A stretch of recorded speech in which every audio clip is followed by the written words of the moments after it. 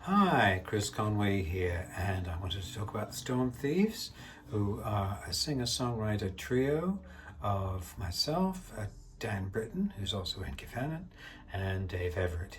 And we had a bit of a heyday in the early to mid-90s in Leicester and surrounding area. Even did a bit of TV, and we even played as far away as Boston, Lincolnshire, but still, it felt a long way. It was a long drive. But we're having a reunion on December the 7th, which is a Sunday afternoon at the International Leicester.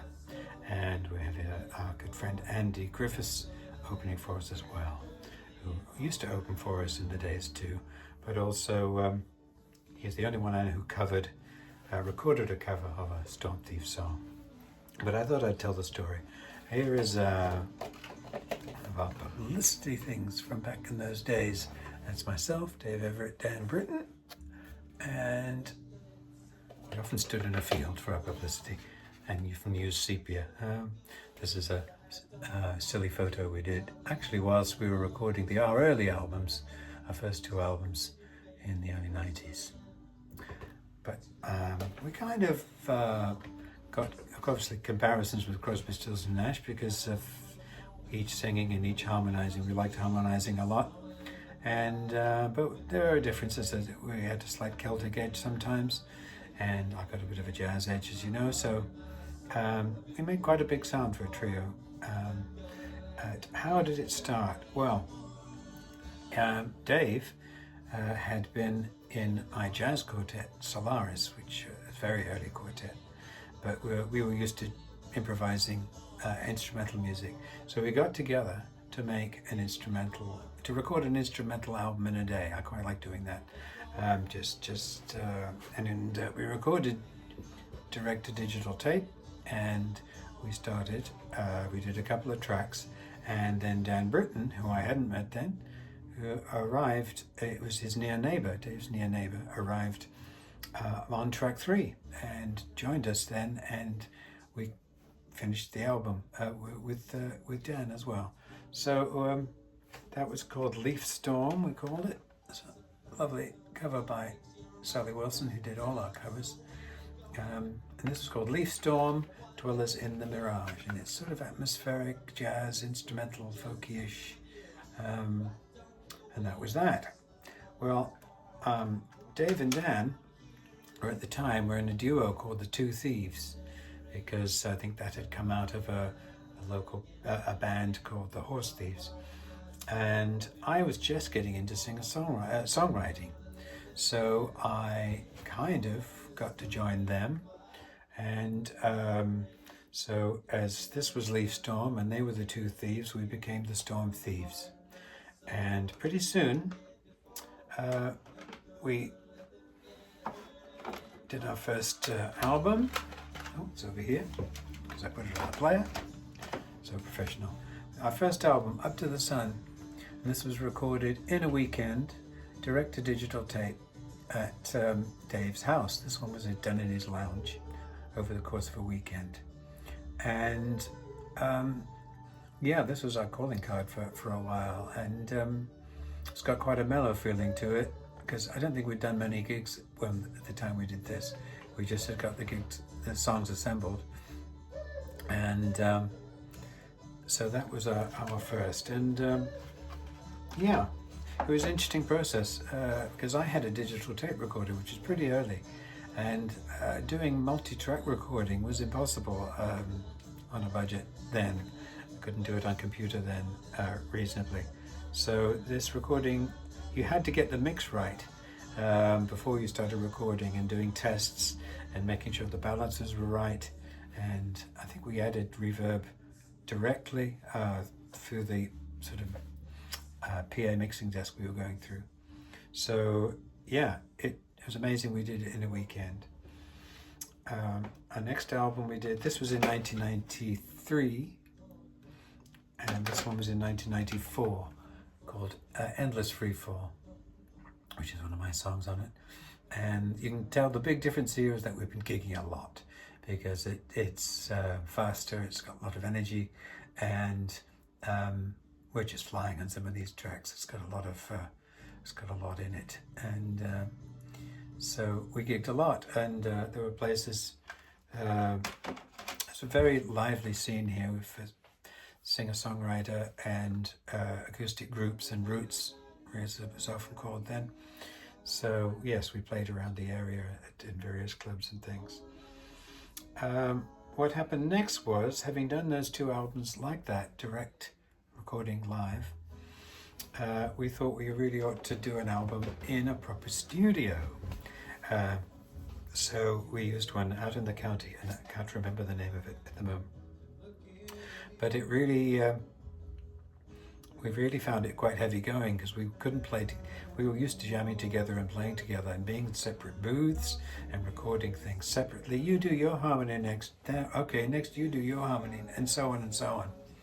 That time was dragging on. The mixing was new to us, so that took ages. And somehow along the line, it took so long that we kind of were getting tired of it, and we had other interests developing. I had my own songs band, the Talking Fish. Dave was joining the Leicester State Opera band, and Dan was setting up a country band. And somehow in the process, we kind of lost it. But 12 years later, this was recorded 95, 96, something like that. So 12 years later, I found the DAT tapes, the DAT masters, and I found it was all there. It was all mixed and all ready to put together, and we didn't do it. So 12 years late, this was our 1995 album. I think to get over the recording sort of in the posh studio, we also did some jamming, instrumental jams at our friend's studio, Everitt, and we really wanted some feeling like live together and jamming like that. So they're included, those jams recorded on this. So it's a big epic album, but it is how we would sound in a big proper studio with our friend Neil Rebjan on drums on a few tracks. So it's amazing, it's epic. It's just a shame it never came out in 95. Yeah, we recorded one of our old, each of us chose one of our old songs to re-record, and then we've got new ones on it. So that's a big album.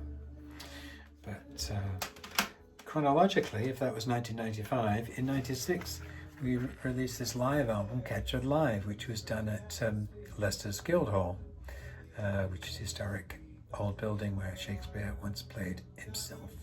The only funny thing with this album was we were used to playing fairly lively places. These acoustic and clubs and root places were actually meeting places, and there was always quite a lot of hubbub, so we were used to that. The Guildhall is really almost like a classical audience, where they sit and listen in silence, and there's a polite applause in between. And we weren't used to it. We were playing bars, nightclubs, and pubs and things. So it kind of was a surprise to us. And this one's got quite a folk feel really to it, because of how that reflected, it worked better in that space, I think. So that was live, that was Captured Live. Next in the story is many years after, it really is only a few years ago, perhaps when I was assembling the tracks for the long time, this big studio album, Dave found a whole batch of cassettes, and I think I had some too, which were cassette recordings of us in our venues in the day. Our favorite was the Bayou Club, which is just down the road from where I live now, and the Royal Mail, and both no longer running. But so I put the best of them together on this album, Live at the Bayou, and at the Royal Mail, 1994 and 95. And this is us, as I remember, is really flying with a big lively audience, and we developed this thing where we'd play a song and then go off into jamming afterwards. Things would be a bit more free form with it, and this captures us doing that, which is great. And also some unusual songs which we we're introducing at this time, which didn't get on any others. So it's fun to hear that one again. Anyway, so we have had reunions. I think for my 50th birthday, which is nearly, when was it? Yeah, nearly 13 years ago, we had a reunion at the Musician, which is again sadly no more. The International has taken over from it with the same management. But it's yeah, we had a nice reunion then, and about 2 years later we did another one at the Donkey Pub, and it's been fun. But this time we're going to do a full concert. We've got our friend Andy Griffiths who is opening for us, so that'll be fun as well. So if you can get down to or anywhere near Leicester, at the International in Leicester, and it's on December the 7th on a Sunday at 1 p.m. the doors open, and I think it kicks off around 1:30. So I will put in the notes below connection so you can hear some this music on Bandcamp. It's all available there to hear or buy, whatever, and it's also on Spotify as well, all our albums. So yeah, try and see what you think about the Storm Thieves, because we're still going. And I hope we do more. I think we've got one penciled in for next year too. So yeah, hope to see you at the concert, and if not, check out some of our music. Lots of love. Bye.